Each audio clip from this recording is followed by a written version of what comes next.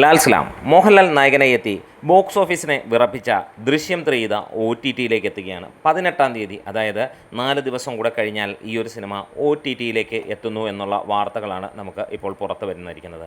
ഗംഭീര റണ്ണിങ്ങിൽ നിൽക്കുന്ന ഒരു സിനിമയെ സ്ഥിരം മലയാളികൾ കാണിക്കുന്ന അതേ പരിപാടിയിലേക്ക് എത്തുന്നു. ഒരുപക്ഷേ കേരള ബോക്സ് ഓഫീസിൽ നിന്ന് ഒരു 270 കോടിയെങ്കിലും, അല്ലെങ്കിൽ വേൾഡ് വൈഡ് ബോക്സ് ഓഫീസിൽ നിന്ന് 270 കോടിയും കേരള ബോക്സ് ഓഫീസിൽ നിന്ന് ഒരു 95 കോടിയും നേടാൻ ചാൻസുള്ള ചിത്രമായിരുന്നു.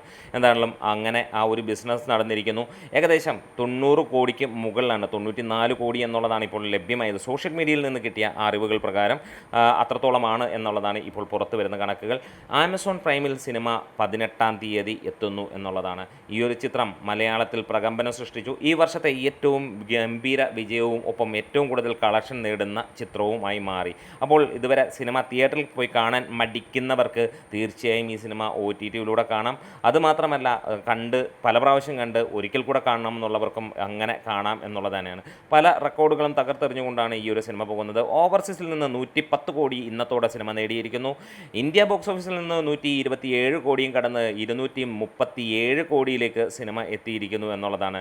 എന്താണെങ്കിലും കേരള ബോക്സ് ഓഫീസിൽ നിന്ന് സിനിമ ഫൈനൽ റണ്ണിൽ പ്രതീക്ഷിക്കുന്നത് 93 കോടിയോളം എത്തും എന്നുള്ളത് തന്നെയാണ്. ഇപ്പോൾ 90 കോടിയിലേക്ക് സിനിമ എത്തിയിരിക്കുന്നു എന്നുള്ള സന്തോഷകരമായ വാർത്തയും. എന്തായാലും ഒരു കാര്യം ഉറപ്പിക്കുകയാണ്, മോഹൻലാലാണോ ഇങ്ങനെയുള്ള സിനിമകളിൽ ഏറ്റവും കൂടുതൽ ആളുകളിലേക്ക് എത്തിക്കാൻ അദ്ദേഹത്തിന് തന്നെ കഴിയാറുള്ളൂ എന്നുള്ളതാണ്. വലിയ ഹെവി പോസിറ്റീവോ കാര്യങ്ങളോ ആയിട്ടൊന്നും വന്ന ചിത്രമല്ല. പക്ഷേ മോഹൻലാൽ എന്ന ഒരൊറ്റ ബ്രാൻഡ് നെയിമിൽ തന്നെ ഈ ഒരു സിനിമ പോകുമ്പോൾ അദ്ദേഹത്തിൻ്റെ പ്രകടനത്തെ മാത്രം ആസ്പദമാക്കി ജനങ്ങൾ ഇടിച്ചു കയറുന്ന സിനിമകൾ നമ്മൾ കാണുക തന്നെയാണ്. അതെ, 330 കോടിക്ക് മുകളിലാണ് സിനിമയുടെ ടോട്ടൽ ബിസിനസ്സായി വന്നിരിക്കുന്നത്.